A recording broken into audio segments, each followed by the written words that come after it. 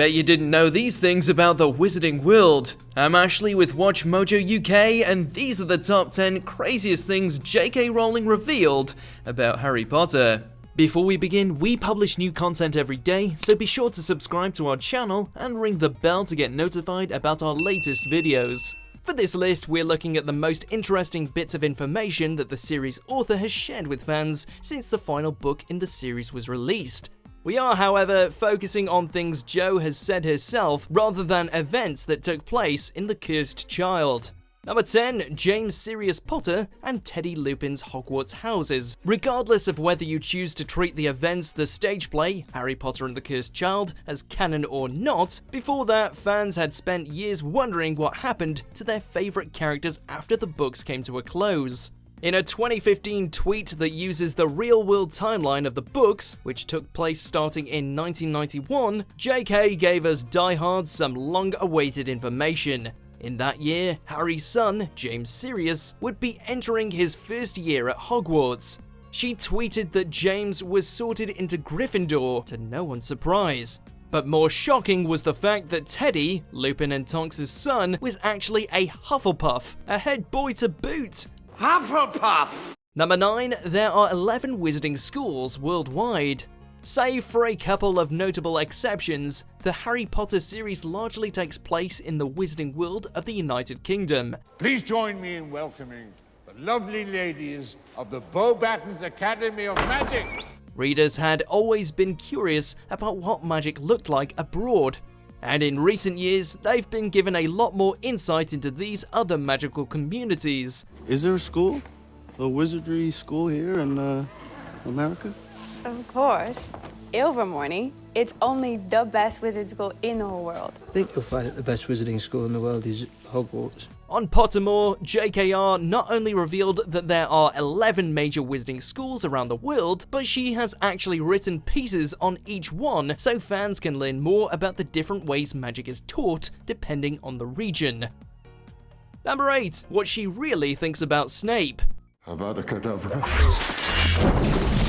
Anyone who has read the books knows that Severus Snape is the series' most complex and divisive character. Depending on who you ask, you'll either be told that he's a hero or that he doesn't deserve the accolades he receives because of how he treated other characters. How dare you stand where he stood? JK cleared up her thoughts on this enigmatic figure in a 2015 tweet. She says that in her mind, Snape is all grey and can't be easily defined as either a good guy or a bad guy. She also revealed that Harry gave his second son Snape's name to honour him for the sacrifices he made.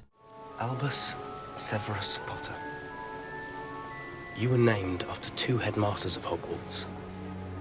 One of them was a Slytherin, and he was the bravest man I've ever known. Number 7. Harry and Ron stayed Hogwarts dropouts. During the final legs of the fight against Voldemort, Harry, Ron and Hermione are all forced to leave school in order to spend their time focusing on destroying Horcruxes. I'm not coming back, Hermione. I've got to finish whatever Dumbledore started. They miss their entire 7th year, which is probably for the best considering what's going on there during that time. How bad is it with Snape as headmaster? It probably comes as a surprise to no one that after the Battle of Hogwarts was done and peace was restored, Hermione returned to school to complete the final year of her education. She needs to sort out her priorities. Equally unsurprisingly, Harry and Ron did not return, likely coasting on the fact that they had, defeated Voldemort instead. Hey, she's only interested in you because she thinks you're the chosen one. But I am the chosen one. Number 6. Harry, Ron and Hermione all went on to work for the Ministry. Despite their aforementioned abandonment of their studies, Harry and Ron, along with Hermione, all got jobs at the Ministry of Magic not long after the Battle of Hogwarts. Fulfilling a wish he first expressed in the 5th book, Harry joined the Aura department alongside Ron, while Hermione worked in magical law enforcement, where she also continued to advocate for the rights of house elves. Dobby is free. Ron went to help George at the joke shop after a couple of years, while Harry continued on to eventually head the Aura department. Hermione was eventually elected Minister for Magic. Number 5. Hogwarts tuition is free. At least no one on the Gryffindor team had to buy their way in. In recent years, J.K. Rowling hasn't hesitated to get a little political on social media, commenting on various news pieces and giving her insights on how they relate to the world of Harry Potter. One thing many fans were happy to hear was that Hogwarts students do not pay any tuition. Things aren't perfect, however, because as we've seen in the books, students do still have to pay for all their books and supplies, which causes families like the Weasleys some financial strife. This lot won't come cheap, Mum. The spellbooks alone are very expensive. At least every witch and wizard has the right to education, though. Number 4. Some key characters were spared. By the end of the series, many beloved characters had been lost. Some deaths had always been planned, because Rowling knew it was key to have Harry lose some of his mentors and finish his journey alone. In Order of the Phoenix, Rowling seriously considered killing Arthur Weasley because she knew the entire family couldn't realistically survive the war.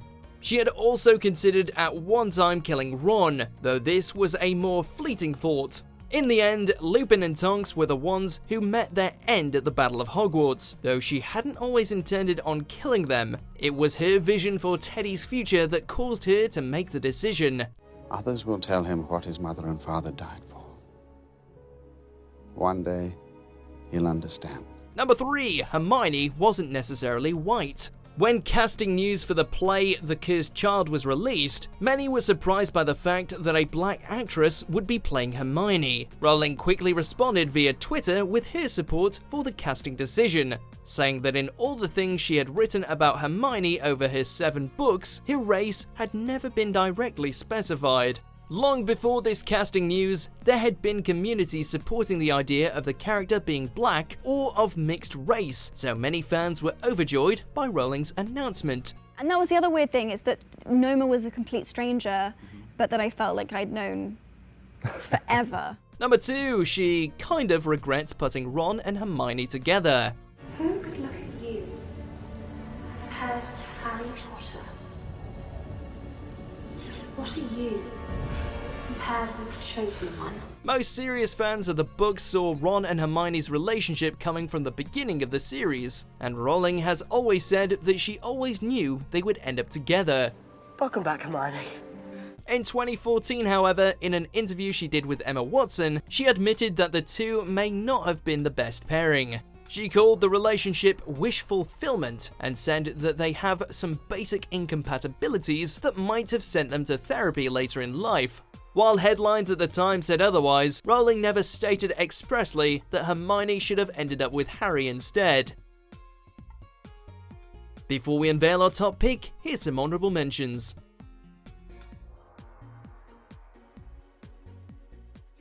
You were therefore guilty of a treasonous betrayal of your fellow wizards and are sentenced to death.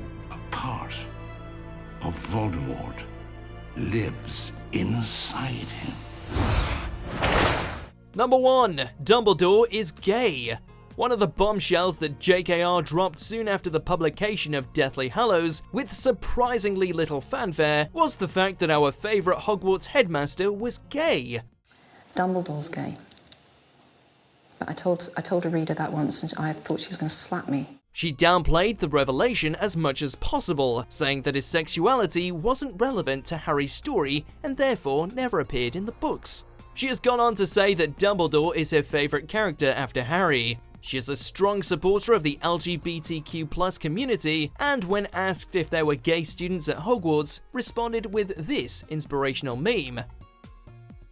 Do you agree with our picks? Check out this other recent clip from WatchMojo UK, and be sure to subscribe and ring the bell to be notified about our latest videos.